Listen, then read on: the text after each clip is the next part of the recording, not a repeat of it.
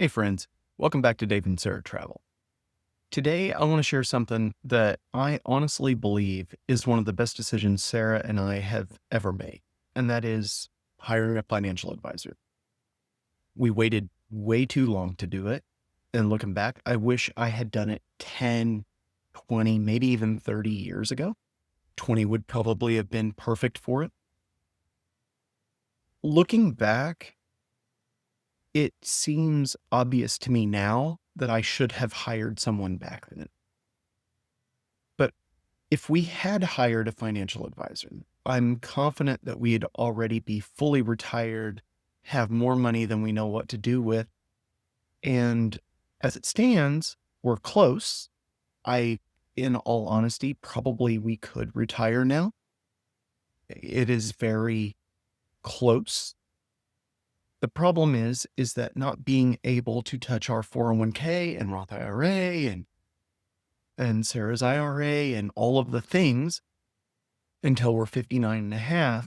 I turn 55 here in about another month. That means I have to be able to afford to support us for the next 4.5+ years without touching those funds. And that's where the margin gets very tight. So I want to continue to work and build up that margin, whether that be through our investment account, whether that be through savings, whatever. In the meantime, continuing to build those retirement funds. But back to the topic at hand. None of us are as good at finance as a financial expert unless you happen to be a financial expert. I've always been good with money. My definition of being good with money versus being great with money is I've always been a saver. Most of you know, if you know Sarah or you know me or you know us both, we grew up without a whole lot. We were definitely not raised with money. And I have found that that leads to two kinds of people. That leads to people who do not understand money at all, and they pretty much just go about their world and continue to be bad with money. Or you go down the path that I went down, and that is that you almost become a money hoarder and you continue to raise more money as fast as you can.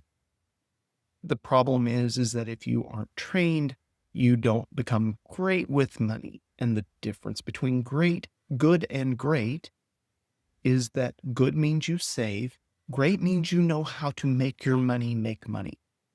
And I've not been great in my life. I've been very good. And fortunately, I worked for a very good company for over 30 years, and their 401k plan and they have profit sharing and things of that nature have really helped get those types of things there. Again, I've been extraordinarily fortunate that I've grown up a saver.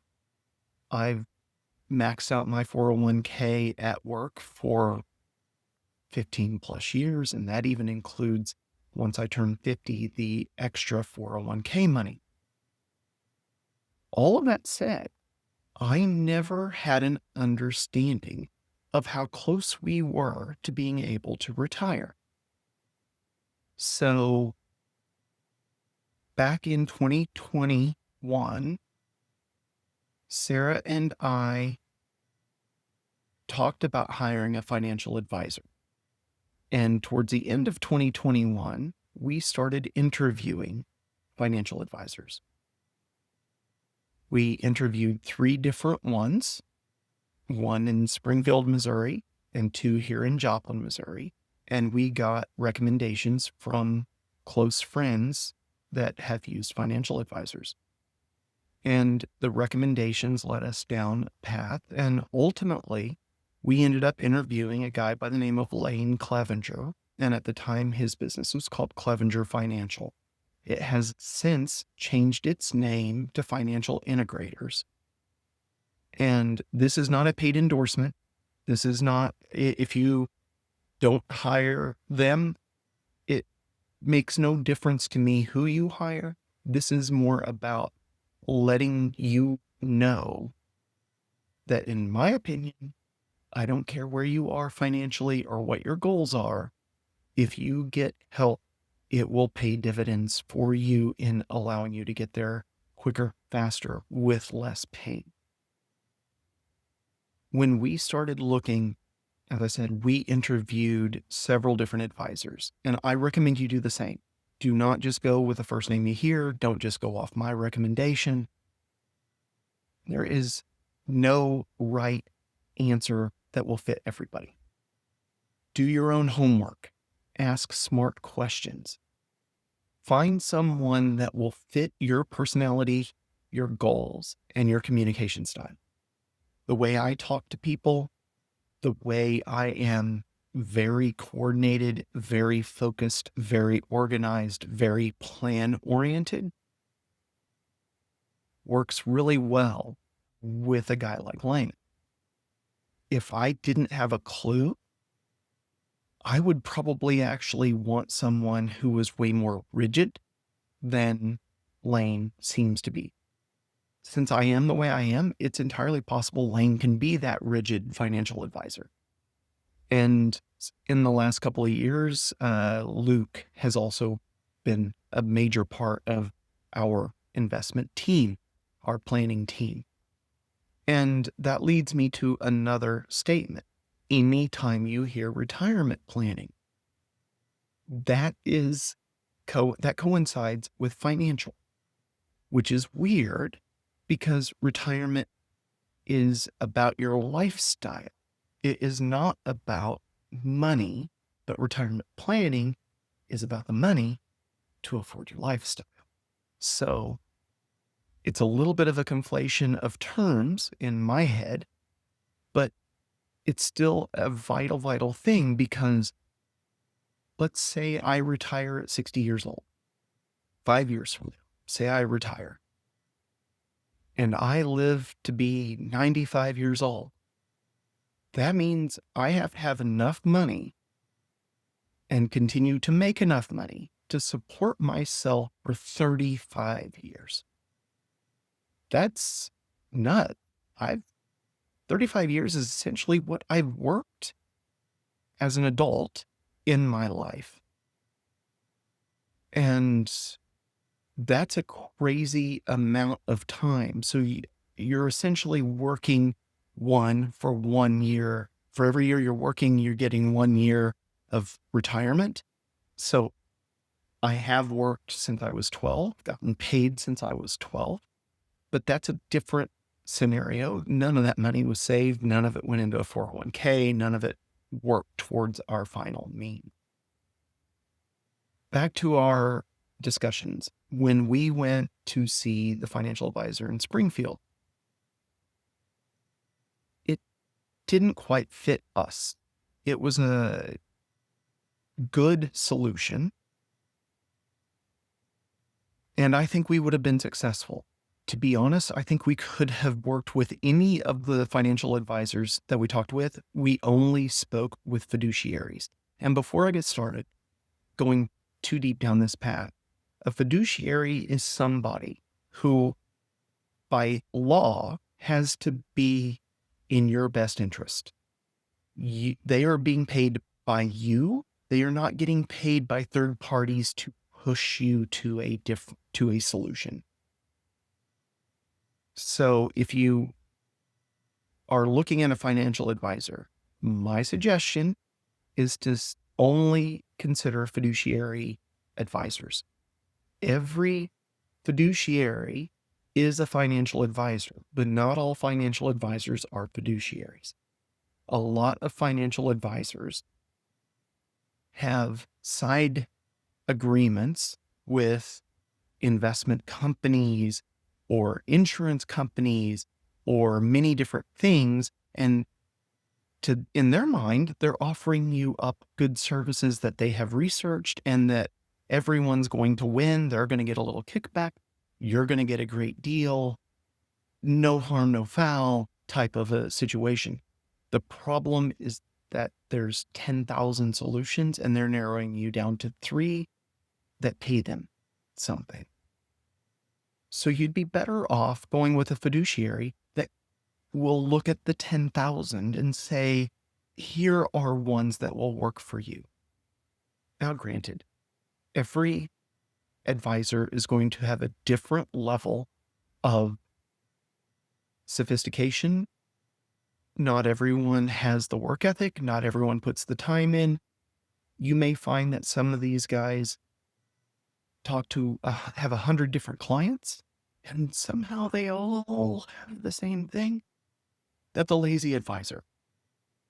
So we'll get into questions that you need to ask when you are interviewing your advisor. And your interview for your advisor should either be free or really close to free. My recommendation is if they're not willing to talk to you to make you comfortable, they're probably not someone you want to go with. But if they charge a nominal fee and you're going to get it back somehow, okay. Again, there is no one size fits all. There is no right answer for everybody. During our conversation with Lane, we were immediately put at ease. The fact that he was a financial advisor for some other friends of ours that are in a completely different stratosphere money-wise than we have been was an interesting thing, because when we went in, my biggest concern was, is this a financial advisor that only talks with people who have a lot more resources than we have? And once we sat down and started talking about how the plan works and what he does, we were immediately put at ease. When we walked out the door, we hadn't taken 5 steps, and Sarah says, that's our guy. And over the years, we have really learned to trust Sarah's instincts. When she says someone is the right person, they're the right person. And her instincts have never let us down the wrong path. Has proven once again to be a solid choice for us. Financial Integrators has been an incredible partner for us ever since. We have at least once a year meetings with them, and they help us understand our retirement timeline, and it adjusts. 2021 was a great year in the market. 2022 was not a great year in the market. 23 was pretty good. 24 is pretty good. 25 so far has been exceptional. So looking at a lot of these things, we've utilized them to tell us where to invest our money in our 401k.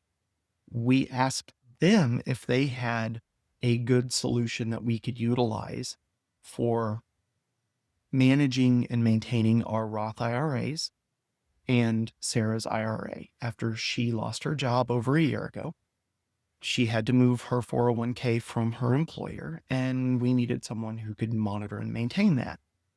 Because I'm still working, the finance side is not Sarah's, she's not comfortable in that area. So we wanted someone that we would trust to be able to make solid decisions. And Lane is a part of another investment group that maintains a lot of these things. He was never going to bring it up. We had to ask. He does not get paid as part of Financial Integrators for that. And so he has never violated his fiduciary requirements. He has always acted in our best interest. And a lot of the things that Lane has done is he's always opened the door for us to change our thought processes on what our retirement life will look like. So year one, when we talked to him, we hadn't really thought about what retirement was going to look like. To us, retirement just meant you weren't working. We didn't think about what are you going to do with your day? Are you still going to do the same things? Sarah and I like to travel.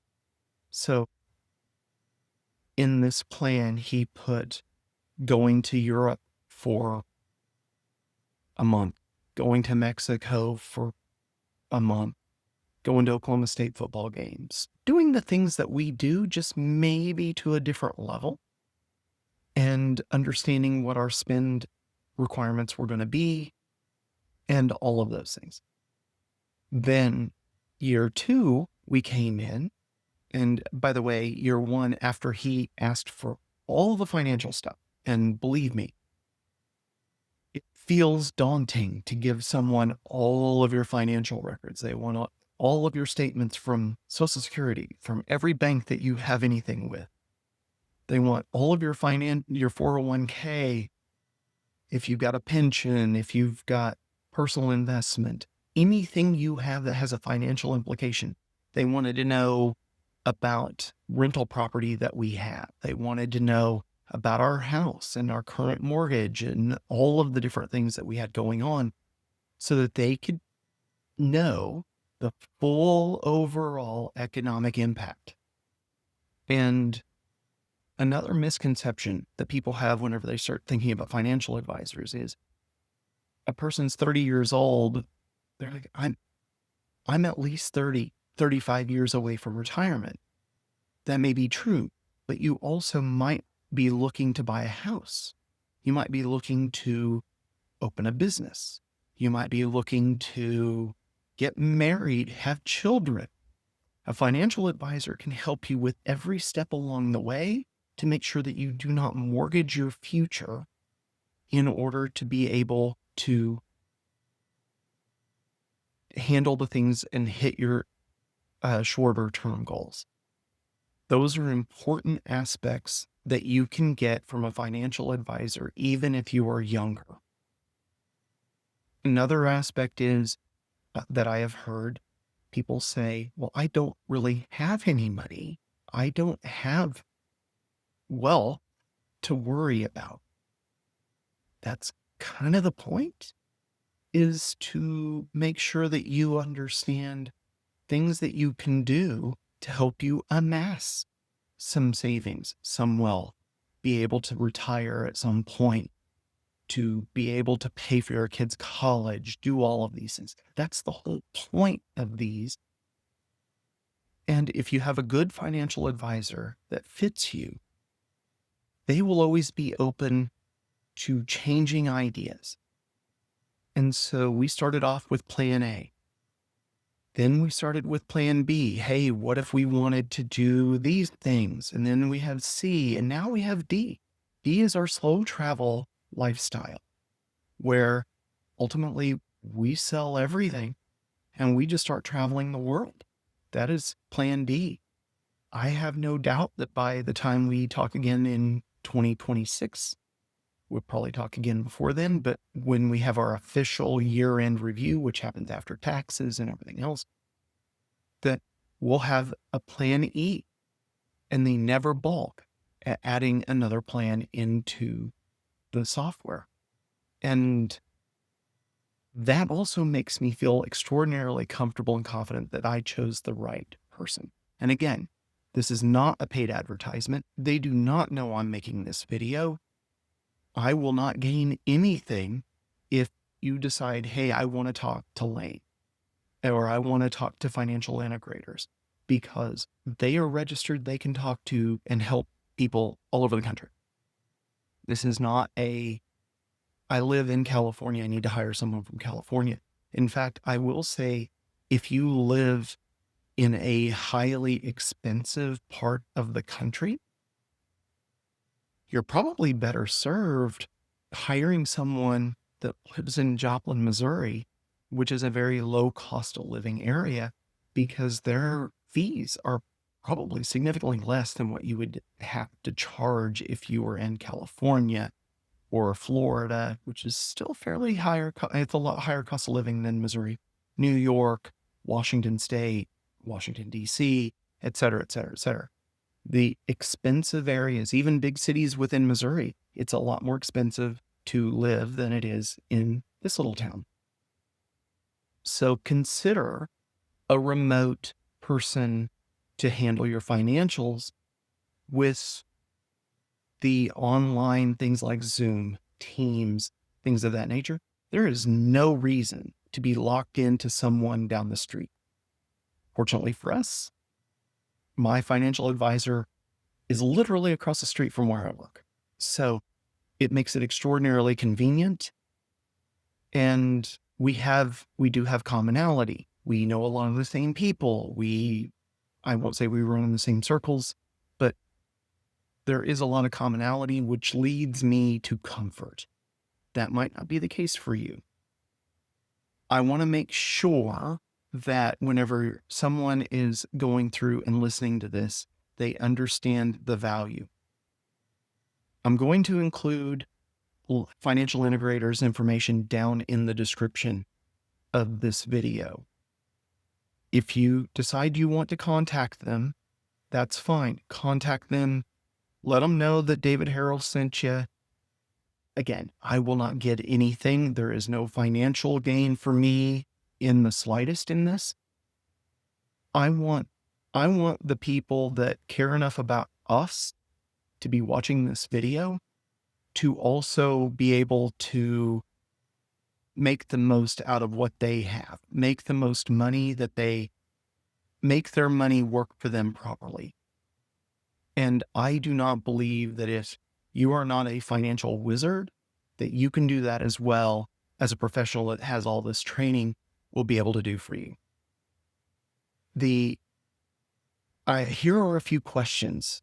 If you decide you want to go down this path, and I highly suggest it, when you start to interview potential financial advisors, some questions that you should be asking. And sorry if the camera's moving a little bit, a little wiggle. The first question, are you a fiduciary at all times when working with clients? The reason for that, a fiduciary, this is ignorance on my part. I don't know if fiduciary has to always be a fiduciary or if they can work in various capacities. I do not know. That is a very good, solid question to ask. It is not one I asked originally. I just asked if he was a fiduciary. Ask them how they get paid. So fee only, commissions, flat fees. Again, if they're getting commissions, they're not a fiduciary. Flat fee only is usually the way that fiduciaries work. Make sure that you know what you're getting into when you get into it. Remember, it is going to cost you something here. I just believe that the value of what I get for the money, or what almost everyone would get for the money, is pennies on the dollar to hire someone of really good competency. Ask them, what kind of client do you typically work with? If they only work with high net worth individuals and they say, well, you wouldn't be our normal client, go to someone else. You don't want to be an outlier in dealing with someone like this. You want them to be comfortable with you and you want to be comfortable with them. You can ask them, do you create a comprehensive financial plan and what's included in that? Another question, how often are we going to meet?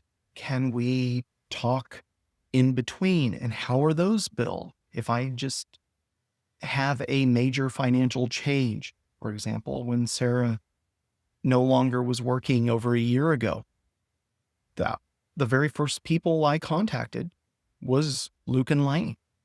And they immediately got us together and had a discussion. And again, that makes me feel great. And it is something that you are going to need to judge for yourself. You need to have your own plan that you adhere to and have your own comfort level. If you feel at any point that the financial advisors are either ducking or hedging those questions, run away. Find someone else. You deserve a clear, honest answer to any of your financial planning questions that you're looking at. This is someone who's going to be your partner to get you to your goal. I wish I had brought in someone 20 years ago. It would have saved so much stress. Again, I've always been a good saver, never been a great investor. Thank goodness that the 401k plans at work and at Sarah's work were pretty decent. They returned decent yields without us having to make a whole lot of choices and couldn't really make huge mistakes that would cost us a lot of money. That's why they narrow down the choices as opposed to giving you free reign where you could have all of your money in Bear Stearns that goes bankrupt in 2008. Things of that nature will not happen. Now, you may be in an ETF that has some investment in Bear Stearns that goes bankrupt in 2008, and therefore your ETF goes down. We've all had major highs and lows in this, and you are not going to avoid that by having a financial advisor. We are invested according to the way Lane recommended as far as my work retirement stuff, Sarah's IRA, and our Roth IRAs. We're in accordance with what they recommend. April of 2025, we got hit like everyone else. My personal investment dropped $40,000. My 401k and profit sharing at my job dropped 15% almost. It's back up now. I'm now back up to all-time highs, which is great, but it's not going to completely isolate you from the highs and the lows, because the only way to do that is to go 100% safe, which means you're not going to grow. So if you're still in a point where you need to grow funds, you're going to experience a bit of the roller coaster. Just know that going in. This is not a financial advice channel. I don't want to tell you you need to be investing in this way or that way. That is not what I'm doing. What I'm trying to do is get you to understand what you need to do, to get set up to make the best financial decisions for you and your family so that you can have the life that you want to have. For us, we saved money, we invested for decades. And I was very anxious about knowing, how close are we to being able to retire? Are we on pace? Are we on track? Are we going to be able to have a good lifestyle? And it became very evident to us as we saw more people retiring with very little and having to live month to month on either Social Security or something like that, and realizing this isn't going to be a great life. If we wanted to go down that path, we need to know, how are we going to live to have the very best life that we want to have? And what is a good life for us is probably not a good life for you. We would be happy traveling all the time. That would make us very happy. We enjoy it. Most people, they want to have an anchor. They want to be in one spot. They want to do the same things week after week and have that comfort of continuity. We enjoy those too, but not as much as we enjoy the adventure. And so, again, everyone's going to be different. And the moment that we had our answer from Lane, where he said, David, within a 97% chance, you can retire at 60 and Sarah at 59. And then, of course, if you know me at all, you know my very next question to him. What about that other 3%? Because I am so risk intolerant in my life, that other 3% mattered. So if you decide you want to go through and find out where you stand, and now, again, we have 4 plans. I know our percent chance of success in each of the plans. And because the markets have been good basically ever since we signed up, our percent chances continue to go up every year.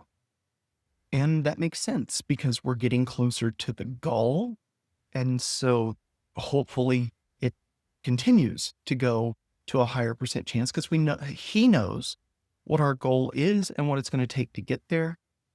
And time is a variable. So the less time, the less variation you have. So the closer to 100% you can get with all of your understanding. So all of that said, if you want to not be guessing, if finances stress you out, if you do not have a clue how close you are to being able to retire, when you're going to be able to retire, how you're going to pay to get your kids through college, how you're going to be able to afford this house, how are you going to be able to afford to open a business, how are you going to do some goal in the future, hire a financial advisor. Again, I'm going to put the contact to who we use down in the description. I will also put a list of questions that you should be asking anyone that you are considering to be a financial advisor. If you use a financial advisor and you highly recommend them, put them down in the description. If you have any points that you want to bring up, but leave a comment down. When I say put them down in the description, put them down in the comments. I want this to be interactive. I know some of the people who watch this are completely lost. If you have questions, I might not have the answer, but someone else watching this video might. Let's be kind to each other. Let's watch each other's back and hope for the success for everybody. Thank you for watching this. This is an extraordinarily important point that I hope everyone is able to gain something out of. And so with that said, by all means, have a great time, look for the future, plan for the future, and work every day to making it happen for you. Thanks again. Hit that like button, hit that subscribe button, make a comment, all of the things. I really do appreciate you. And hopefully next video, Sarah will be with me. See ya.